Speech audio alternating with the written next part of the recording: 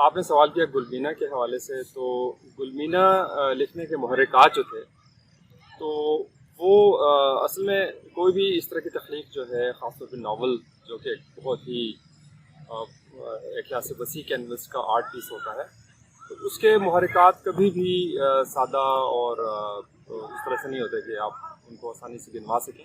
तो उसके बड़े लंबे चौड़े मुहर्रिकात थे। कई साल तक ये आइडिया जो था वो जहन में पनपता रहा और ये आहिस्ता आहिस्ता उस तरह से नशोनुमा इसकी होती रही।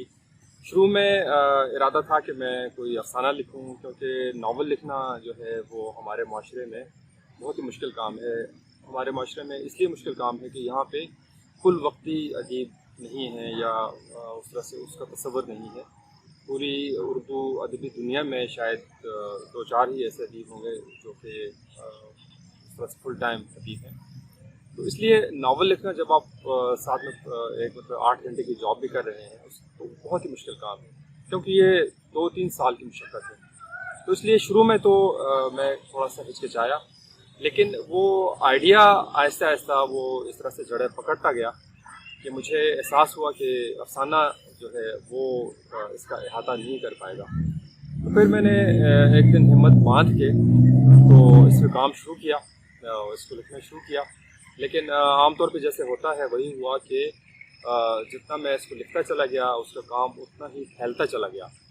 और ख़ास तौर पे जो इसके जो इसका बैकग्राउंड था, तो उसके ऊपर बहुत ज़्यादा तहकीक करना पड़ी मुझे, बहुत ज़्यादा किताबें पढ़ना पड़ी, लोगों के इंटरव्यूज़ करना पड़े। तकरीबन 100 से ज़्यादा लोगों के इंटरव्यूज़ मैंने किए।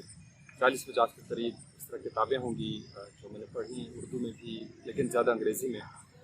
तो ये तो उसका वो था जो मैंने इसके लिए समझे कि इसका पस मंज़र उसके लिए तैयारी की। लेकिन असल जो इसके अंदर जो इसका मग़ज़ है, वो ये दिखाना था कि जो हमारा मतलब हमारी जो मगरबी सरहद है, इसके बारे में उर्दू में बहुत कम लिखा गया है। अंग्रेज़ी में भी इक्का दुक्का कोई चीज़ होगी, लेकिन उर्दू में बिल्कुल ही नहीं।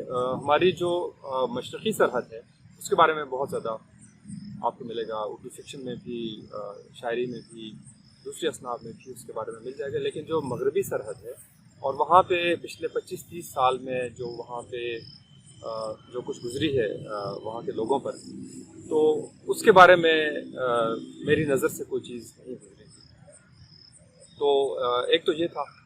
दूसरा फिर ये था कि ख़ास तौर पे वहाँ के जो लोग हैं, तो उनमें जो ख़वातीन हैं, तो उनके ऊपर क्या गुजरती है जब भी कोई इस तरह का मामलात होते हैं, जंग होती है, या कोई गुरिल्ला वारफेयर की सिचुएशन है, या जिसको दहशतगर्दी कह लें।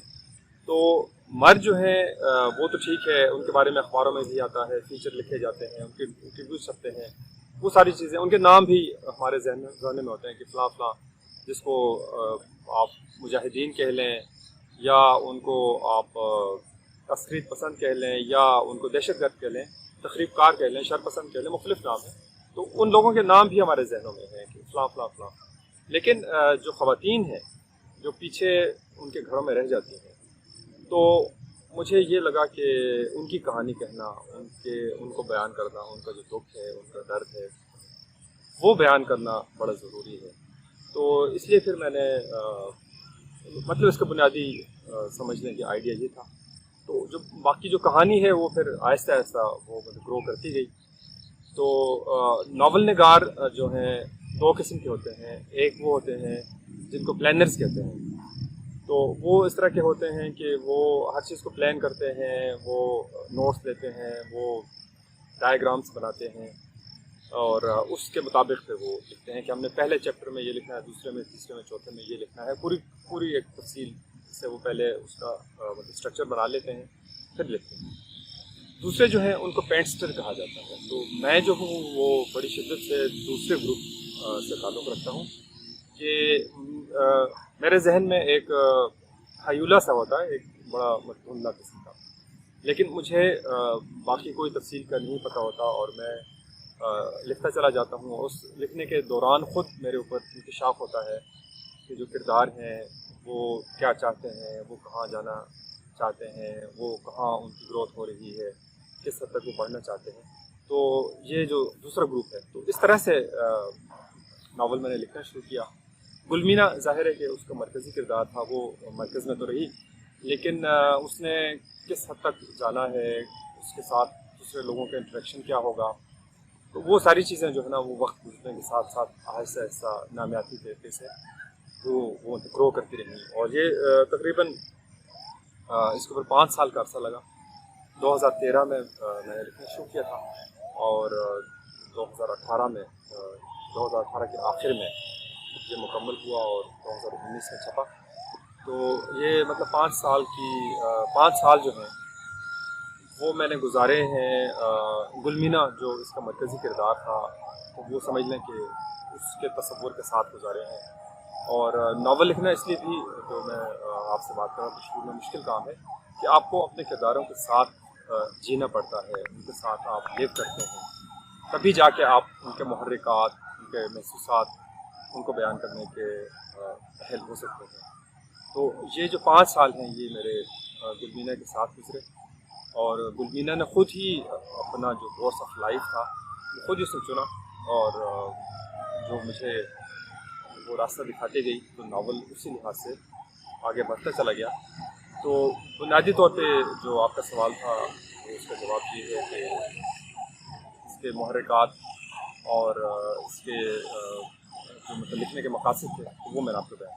अच्छा, जब मैंने इसका आगाज़ किया 2013 में, तो शुरू में मैंने उर्दू में लिखा था नावल, लेकिन इसके 3-4 अबवाब लिखने के बाद मुझे अंदाज़ा हुआ कि इसको अंग्रेज़ी में होना चाहिए। तो उसके बाद फिर मैंने उर्दू को छोड़ के तो मैंने अंग्रेज़ी में लिखना शुरू किया, और अंग्रेज़ी में ये नावल पहले मुकम्मल हुआ। तो अच्छा, ये इसमें एक दिलचस्प बात ये हुई कि जब मैंने अंग्रेज़ी में लिखा, तो उसके जो मैंने ऑलरेडी जो इसका हिस्सा लिख चुका था, तो उसकी कहानी थोड़ी सी बदलती चली गई, किरदार जो हैं वो थोड़े से बदल गए, उनके नाम जो हैं वो बदल गए। तो ये एक बड़ा मेरे लिए दिलचस्प एक मुशाहिदा था कि एक ज़बान से जब आप दूसरी ज़बान में जाते हैं तो कैसे चीज़ें बदलती हैं। तो अंग्रेज़ी में मुकम्मल हुआ, फिर अंग्रेज़ी में जब हो गया तो फिर मैंने दोबारा उर्दू में उसको लिखा। तो एक उसकी कहानी जो थी वो ऑलरेडी डेवलप हो चुकी थी, तो फिर ज़ाहिर है कि उर्दू में कोई इतना ज़्यादा मसला नहीं हुआ। तो लेकिन वहाँ पे एक और दिलचस्प बात ये हुई कि जब मैंने उर्दू में लिखा तो वहाँ भी थोड़ी थोड़ी कहानी उसकी बदलती गई। तो वो एक तरह से जैसे कोई राइटर है वो अपनी तहरीर को री राइट करता है, तो मैंने उसको री राइट किया, लेकिन मुख्तलिफ ज़बानों में, पहले उर्दू में, फिर अंग्रेज़ी में, फिर दोबारा उर्दू में। तो 3 बार मुझे एक तरह से इसको री राइट करना पड़ा। तो वो मेरे लिए एक बड़ा अच्छा एक्सपीरियंस था, और मुझे ख़ुद भी उसका मुशाहिदा हुआ कि कैसे जो तकनीकी अमल है वो कैसे काम करता है, और एक ज़बान से दूसरी ज़बान में क्या फ़र्क उसका पड़ता है। दूसरा आपने पूछा जो इसकी परतें हैं, जो इसकी मुख्तलिफ़ तारीख़ी परतें हैं, तो वो जैसे मैंने पहले अर्ज़ किया कि वो कोई मेरी प्लानिंग नहीं थी, क्योंकि मैं उस तरह से प्लान करके नहीं लिखा। तो वो जैसे जैसे कहानी आगे बढ़ती चली गई, जैसे जैसे उसके जो किरदार थे उनका इर्तिक़ा होता गया, तो उसके साथ साथ ही उसकी मुख्तलिफ़ शाखें इधर उधर टूटती चली गई। और उसमें फिर 2 वाज़ेह इसके पीरियड्स हैं। एक तो 1919 का दौर है, जब थर्ड एंग्लो अफ़गान वॉर हो रही थी, एक तो वो पीरियड है। फिर एक उसमें निस्बतन मॉडर्न पीरियड है जिसमें गुलमीना बस रही है। ये 2 तो उसके बुनियादी अदवार हैं। लेकिन उसके बाद फिर दूसरे मुख्तलिफ़ अदवार उसमें बीच में उसके अंदर आते चले गए, शामिल होते गए।